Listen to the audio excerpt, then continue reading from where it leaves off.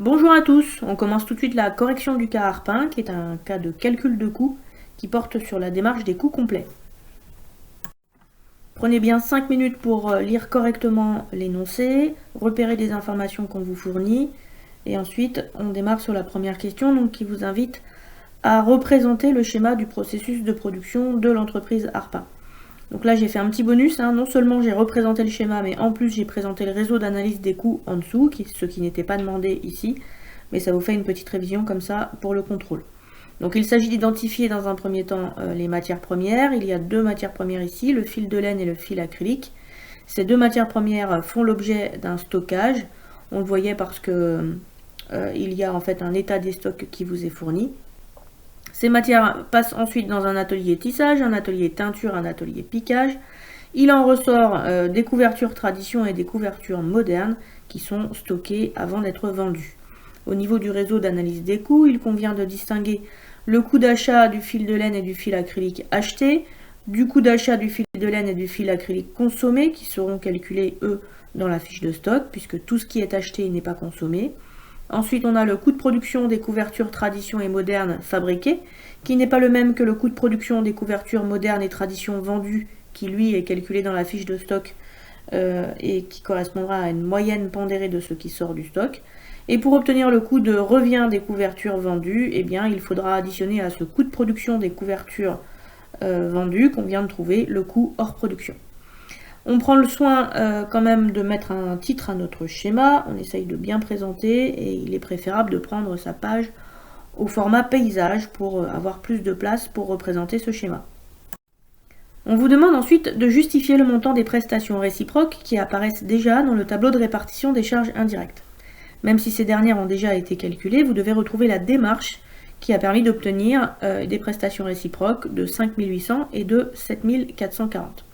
Pour cela, on va noter X, le total des charges indirectes relatives au centre gestion du personnel. X, c'est le montant qu'on va vider dans le centre auxiliaire.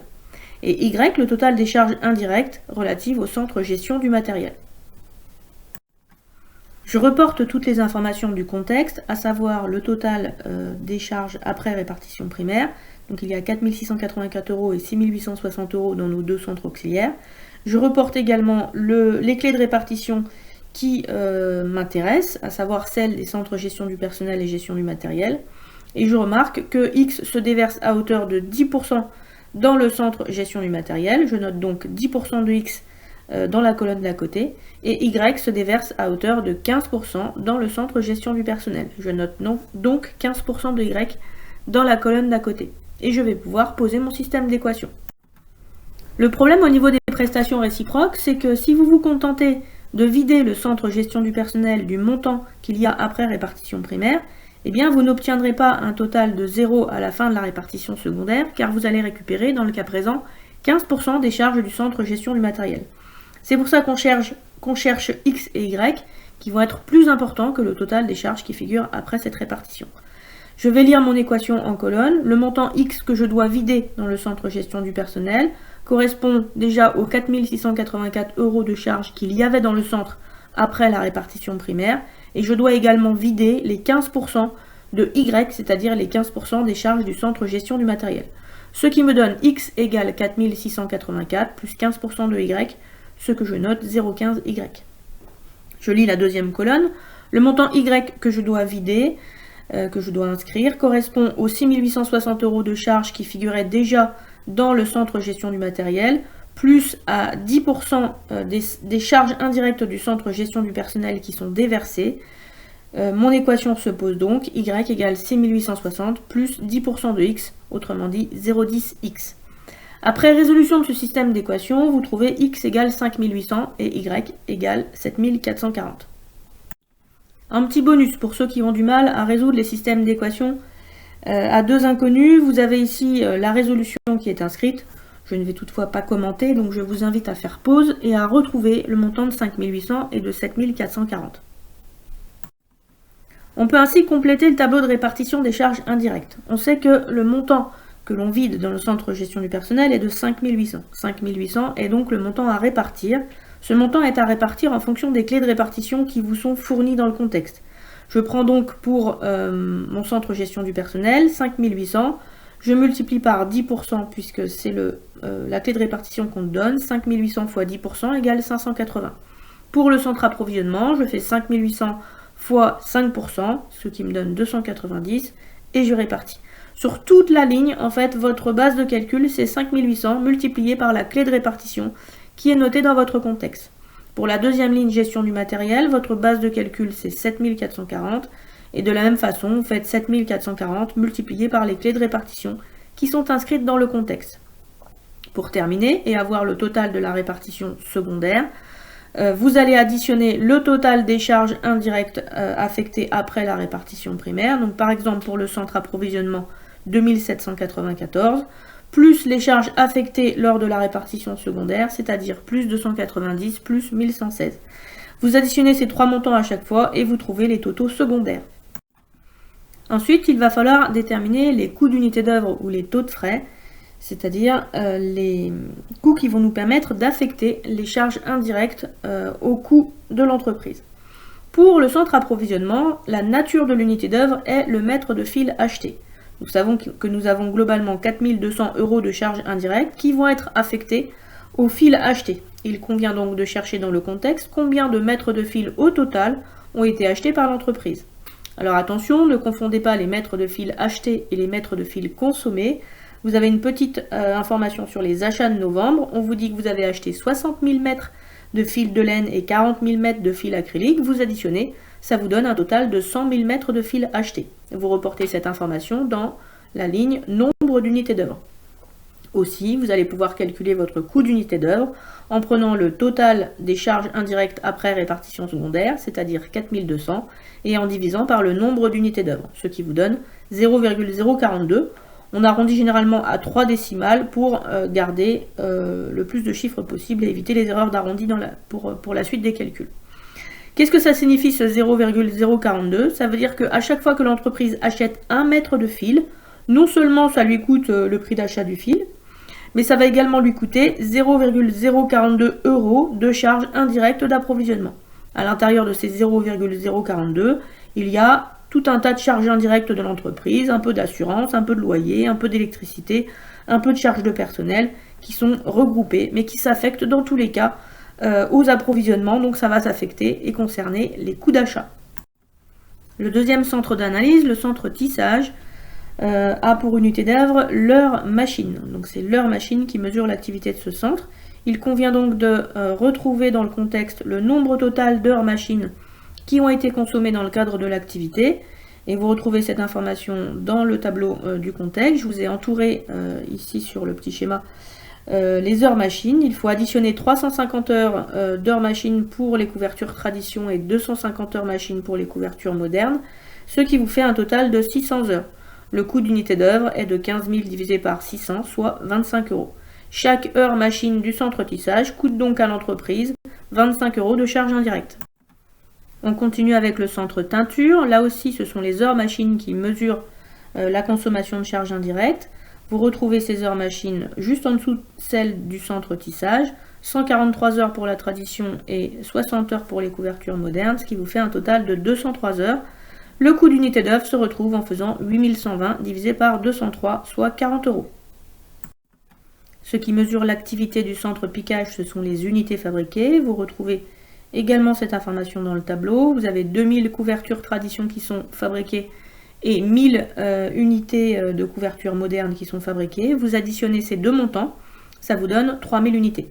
Il ne fallait surtout pas confondre les unités fabriquées et les unités vendues, car la quantité fabriquée n'est pas la même que la quantité vendue. Ce qui vous donne donc 3000 couvertures, et en faisant 7800 divisé par 3000, vous retrouvez le coût d'unité d'œuvre. Chaque couverture fabriquée coûte à l'entreprise 2,6 € de charges indirectes de piquage, à affecter au coût de production. C'était un petit peu plus compliqué pour le centre distribution, puisque ce qui mesure l'activité du centre, c'est le carton expédié. Les cartons expédiés, ce sont des cartons de couverture expédiés. Donc il faut bien noter que si les couvertures sont expédiées, c'est qu'elles sont vendues. Je me base donc sur la quantité de couvertures vendues. J'ai 1800 couvertures tradition vendues et 800 couvertures modernes vendues, soit un total de 2600 couvertures vendues. Et si vous lisez bien le contexte, on vous dit qu'elles sont expédiées dans des cartons de 10. puisque vous expédiez 2600 couvertures par carton de 10, ça vous fait donc 260 cartons expédiés. J'ai trouvé 260 en faisant 2600 divisé par 10. Le coût d'unité d'œuvre, c'est-à-dire le coût de chaque carton expédié, s'élève donc à 21,108 € en charge indirecte de distribution. Ce qui mesure l'activité du centre administration, ce n'est pas une unité d'heure, c'est-à-dire ce n'est pas une grandeur physique, mais c'est une assiette de frais, c'est-à-dire une grandeur monétaire. Donc parfois ça peut être le chiffre d'affaires, mais dans le cas présent, il s'agit du coût de production des produits vendus. Le problème, c'est que ce coût de production des produits vendus, on ne peut pas le connaître tant qu'on n'a pas élaboré les fiches de stock de produits finis. On ne peut donc pour l'instant pas terminer le tableau de répartition des charges indirectes. On reviendra dessus après les fiches de stock. Pour la question numéro 4, on vous demande d'expliquer le choix des unités d'œuvre des centres tissage et teinture. Pour ces deux centres d'analyse, c'est leur machine qui a été choisie, ce qui sous-entend de fait que les charges indirectes de ces centres sont corrélées à cette grandeur physique. Normalement, le contrôleur de gestion fait des statistiques pour tester plusieurs unités d'œuvre et il choisit celle qui est la plus en corrélation avec le total des charges indirectes du centre. Puisque ces charges indirectes sont reliées à leur machine, eh bien, on peut en déduire que ces ateliers sont probablement fortement automatisés, puisque si l'entreprise avait eu une activité essentiellement artisanale, alors le contrôleur de gestion aurait probablement choisi l'heure de main-d'œuvre directe pour affecter les charges. On commence donc l'enchaînement des coûts. Premier coût à calculer, c'est celui que vous aviez mis en évidence dans le schéma du processus de production, c'est le coût d'achat des fils de laine et des fils acryliques achetés. Ce coût d'achat est composé de charges directes et de charges indirectes. Les charges directes se trouvent dans le contexte, on vous donne le montant des achats à reporter sur la première ligne, et vous calculez le coût unitaire correspondant. Et les charges indirectes sont à trouver grâce au tableau de répartition des charges indirectes. Dans la quantité, on doit mettre le nombre d'unités d'œuvre consommées, et dans le coût unitaire, on met le coût d'unité d'œuvre que l'on a calculé préalablement dans le tableau de répartition. Donc dans le cas présent, la nature de l'unité d'œuvre, c'est-à-dire ce qui mesure l'activité du centre approvisionnement, c'est le nombre de mètres de fil achetés. Donc forcément, pour le fil de laine, vous en avez acheté 60 000 mètres, donc vous reportez 60 000 unités d'œuvre. Chaque unité d'œuvre coûte à l'entreprise 0,042 € de charge indirecte d'approvisionnement. Vous faites votre multiplication et vous trouvez 2520. Même chose du côté du fil acrylique, sauf que vous avez acheté 40 000 mètres. Pour terminer le tableau, vous additionnez vos montants, vous reportez la quantité achetée et vous trouvez le coût unitaire d'un mètre de fil. Ensuite, il convient de reporter ces coûts d'achat au niveau des entrées de stock. Donc pour vos deux fiches de stock, vous procédez de la même façon. Le stock initial est à trouver dans l'état des stocks au 1er février. Vous reportez l'information. Les entrées, je vous ai mis des couleurs, c'est exactement la ligne que vous avez calculée dans le coût d'achat, puisque les entrées ne sont pas évaluées au prix d'achat, mais au coût d'achat, ce qui veut dire que vos tableaux s'enchaînent. Vous calculez votre coût moyen pondéré que vous reportez immédiatement dans la colonne de droite, en faisant somme des montants divisé par somme des quantités. Vous repérez le montant des consommations de fils qui sont inscrites dans le contexte. On vous dit qu'il y a 65 000 mètres de fil de laine consommés et 30 000 mètres de fil acrylique consommés. Vous multipliez ça par votre coût moyen pondéré et votre stock final, puisqu'on vous dit qu'il est en adéquation avec le stock théorique, vous le retrouvez en faisant stock initial plus entrée moins sortie. Donc par exemple, pour trouver les 5 000 de stock final pour le stock de fil de laine, on fait 10 000 plus 60 000 moins 65 000 et on trouve 5 000. À la fin, vous devez trouver des totaux qui sont égaux normalement pour équilibrer votre fiche de stock. Pour calculer votre coût de production, vous allez distinguer les charges directes et les charges indirectes. Les charges directes correspondent aux matières premières consommées et vous allez prendre ces informations dans les fiches de stock que vous avez réalisées juste avant. Donc, vous avez le report avec les couleurs qui peut vous aider. Donc je vais chercher mes sorties de stock de fil de laine et mes sorties de stock de fil acrylique. Je reporte également les informations qui concernent la main-d'œuvre directe, MOD, main-d'œuvre directe. Ces informations sont directement données dans le contexte. Au niveau des charges indirectes, je dois me reporter à mon tableau de répartition des charges indirectes. J'ai ici 3 centres d'analyse qui concernent le coût de production.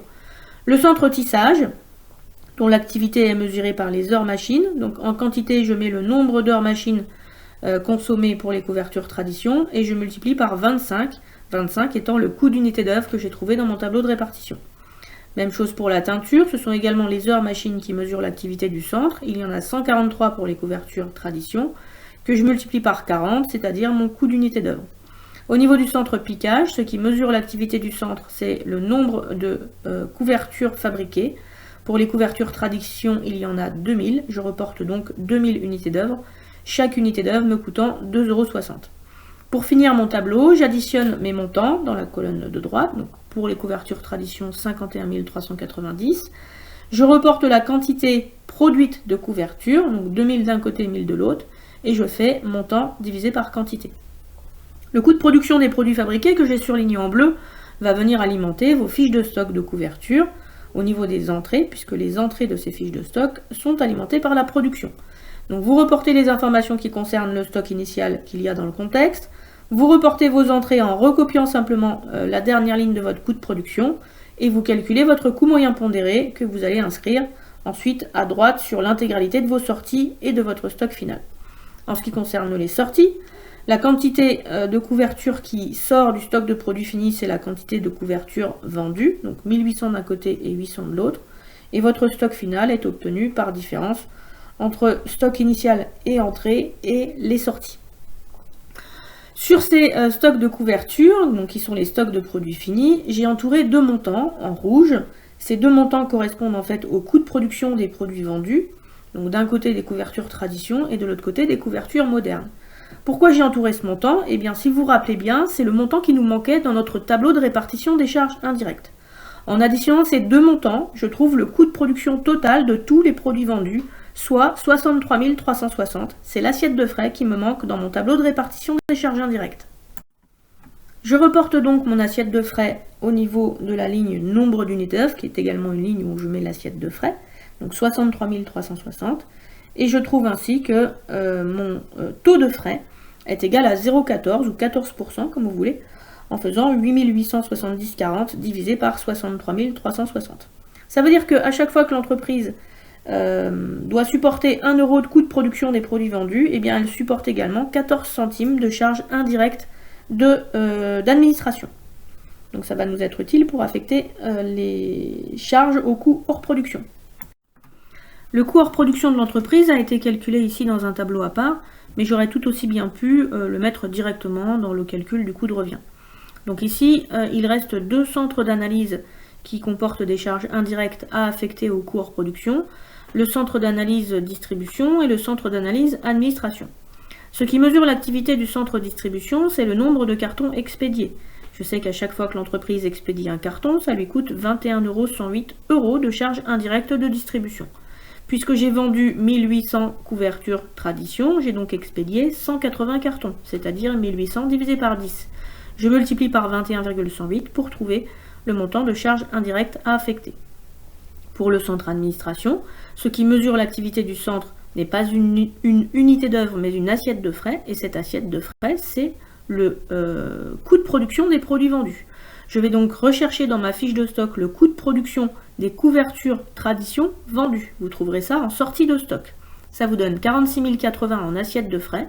Et à chaque fois que vous dépensez 1 € de coût de production des produits vendus, ça vous coûte en plus 14 centimes. Donc vous multipliez par 0,14 qui correspond au taux de frais. Pour terminer votre tableau, vous additionnez vos montants et vous reportez la quantité de couverture vendue, 1800 et 800, ce qui vous donne un coût hors production par couverture vendue. Vous pouvez ensuite calculer votre coût de revient. Le coût de revient, c'est l'addition du coût de production des produits vendus et du coût hors production. Le coût de production des couvertures vendues, je l'ai surligné ici en vert, ça correspond en fait à vos sorties de stock que vous avez calculées dans vos fiches de stock. Et le coût hors production, je recopie la dernière ligne du tableau précédent. Pour obtenir le coût de revient, vous additionnez vos montants, vous reportez la quantité de couverture vendue, 1800, et vous faites somme des montants divisé par 1800.